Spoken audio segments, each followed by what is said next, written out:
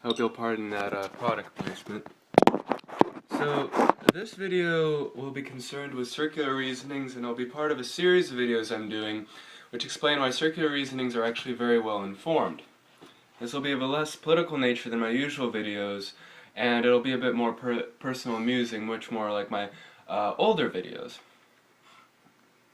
And it's mainly been a matter of concern for me the past several months, the notion of circular reasonings, and how people tend oftentimes to feel that if an argument is circular, it's invalid, which means it must be disregarded. And usually what I've come to conclude is what a circular reasoning is basically any reasoning which follows the pattern of a circle, that is to say, causality is supposed to go in a line. You're supposed to have the warrant, and then that warrants another warrant, and then warrants another warrant, and that leads to the conclusion. And it begins with a premise, which acts as the initial warrant for the conclusion. But the question is, how do we get the premise? The whole notion of causality is based on this old view of thinking that reality is hierarchical, and that there's this uncaused cause, and that's called God, and that from there we can derive all conclusions. And rationalism actually, despite being associated with humanism and atheism and things, does grow out of this fundamental hierarchical idea. But it's obviously very dated, and regardless of whether you're a believer in God or not, and I won't comment on my own views on this, but you might be surprised, you might still say, well, reason itself calls this into question. Because if we can never know the reality of the uncaused cause, how do we know that cause to exist? How do we know the nature of that cause to exist? And it can also lead into a theological discussion about God. But I want to secularize this whole argument and talk about how in your day-to-day life and practical affairs, circular reasonings can be a very, very, very good idea. And in fact, they might be inevitable in good reasoning. And there's a bit of, well, I'm definitely entering the dragon cave here. So bear with me, I'm not trying to argue so much as to put forth. So if I seem a bit insecure, it's only because I'm also trying to accommodate and say, look, I admit there are parts of this that I don't have developed yet either. Now, consider the notion of I want to call it a tesseract. It's not exactly a tesseract. Well, consider the notion of a tesseract. It's a theoretical four-dimensional cube. And what it does is it moves through space-time, and there's a large cube and a small cube, and the small cube grows larger while the larger cube grows smaller, and they go through one another four-dimensionally. That can happen apparently on the fourth dimension of space-time. You can just go through things. And they switch in and out. And this is somewhat akin also to what is called a fractal, another very mystical idea, I think very important to sacred geometry as well. And not sacred geography or sacred geology, sacred geometry. And the notion here is of a pattern comprised of smaller patterns which are in themselves also identical to the larger pattern.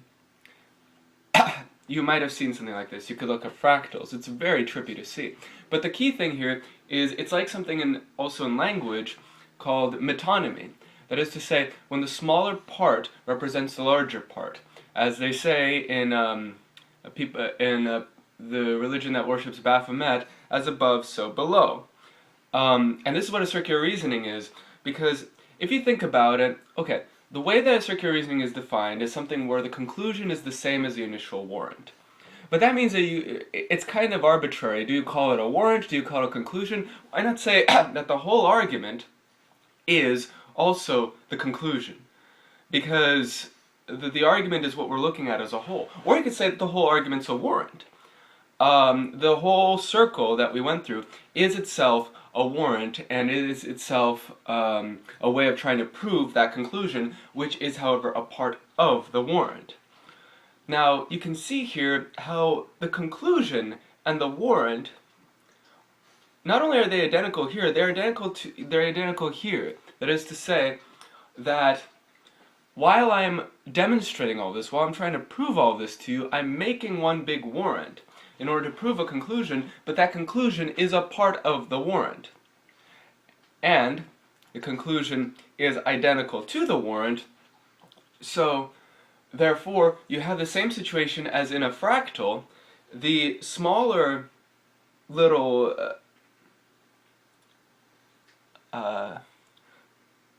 the smaller fragment is really identical to the larger fragment. You might say, okay, so this might seem sketchy, but a warrant is supposedly, it's supposed to substantiate the conclusion, but the conclusion is an unsubstantiated warrant. And depending on how generous you are, you might say, look, what you're trying to do is take an unsubstantiated warrant and yet substantiate it by having it warrant itself. But you see, when it's unsubstantiated, you could look at that as like the smaller piece of the larger puzzle, which substantiates the whole thing. That might be a bit vague, but we'll demonstrate this by example. But first, let me go into something very practical, and let's consider this in respect to something that a lot of college students would be interested in, and that is the issue of dating. Now, there's a philosophical question, and that is whether or not to rush a relationship. Should you have a one-night stand? Should you try to get together with someone that you've only known for something like 1 to 3 days? Or is the real measure of a relationship how long it is? And in my very firm view, actually, patience in a relationship is crucial to actually establishing a healthy one. However, I should also qualify that by saying that impatience can be valuable in the initial stages, but only to get the relationship going. And that's not to say the same thing as rushing a relationship. It is to say that initiating a relationship could take that kind of leap of faith, but beyond that, patience is the most convenient and actually the most healthy form of relationship. Now, people initially can say, well, this is a circular reasoning. The only reason you believe that, Dimitri, is because that's what you've always done. You've always tried to be patient, and you were frustrated when that patience did not pay off. So naturally, you began with the conclusion, and you're using that as a warrant for why you're coming to the conclusion again. Okay. But let's step out of that for a moment, and let's look at it from the perspective of, say, let's look at it from the perspective of a girl, hypothetically, who's has a number of suitors. And if she has to answer to each one of these suitors within only a few days, and has to accept all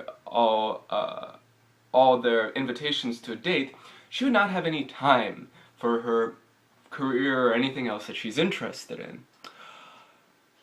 Now, the problem with this, though, is this obligates her to be arbitrary. She can still choose to go on dates with certain men, but she's never going to be able to fully evaluate just how worthy that man is as a marital partner. Let's say, however, that she refuses them altogether unless she's known one of them for at least a month. Well, by that time, a lot of the men who are only interested in a very superficial relationship, they'll lose interest entirely. And, you know, one would phrase this mentality in two parts. One would say that she shouldn't, first of all, she shouldn't lose faith just because they lose interest in her. That's on them. And secondly, that should remind her to restore her faith in those men who are very patient. Now, that's a very healthy attitude to have for anyone, male or female. But let's look at it from the perspective of a cynic. A cynic would begin by splitting this into two parts, as I've done in order to preface this, though really it's one part, and say, first of all, how do you know that guy who's not interested in you anymore, how do you know that that's not your fault? And the girl might reply, well, I know this because because that man is not patient. He's already established himself as being impatient. And the second thing is, so now the critic says, well, how do you know that he's impatient, and how do you know that your patience and the patience of some other man will be rewarded? And she might say, well, because I've established already that these impatient men their impatience is not my fault. And so obviously, if it's not my fault, then I should keep my hopes up and not take this to be a signifier that something's wrong with me, and I should have faith in that more patient men will treat me better. And of course, this is a circular reasoning. You got A, assigning blame to them, and B, having hope in other people, and A warrants B, that was the initials, saying, I'll have hope. I'll have hope because I know it's not my fault, but also I know it's not my fault because, because I have hope, and why can't they have the same faith that I do? It must be their fault. Yes, it's a circular reasoning, but what you see here is that the cynic has done something very bad psychologically.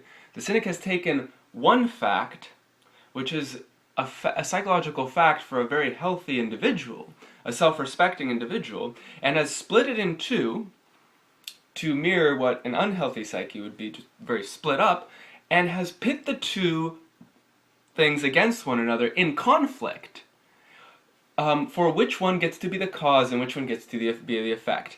A can prove B, but that means B can't prove A. Or B can prove A, but that means that it can't be the other way around. But really, that is just imposing causality onto something when there doesn't have to be causality in it, because it's all one process. The elements arise mutually. It just takes us several words in order to describe the whole process, and then you can split that up into pieces.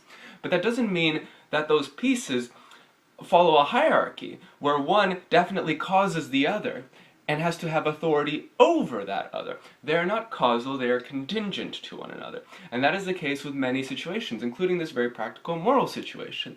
Like, obviously, both arguments are true. You can make the claim, sensibly, that people who are very impatient, that because they don't have a lot of hope in the processes of time, they're somewhat at fault. And you can also make the claim that, well, since they're at fault, I'm not at fault, and so I can retain my hope in that my patience will be rewarded. But this works practically because it holds everyone responsible.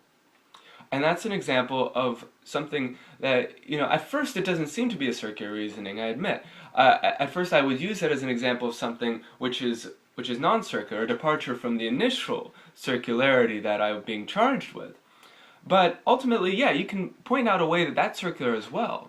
But that doesn't prove that it's not true. In fact, assigning that label of it being a circular reasoning to it as a put-down is actually just a way of, putting it down. It's imposing a hierarchy which is not necessary. The main hierarchy is that between the person making the accusation that that's circular and the person making this ostensibly circular reasoning. And notice, just even in me saying ostensibly, what am I doing?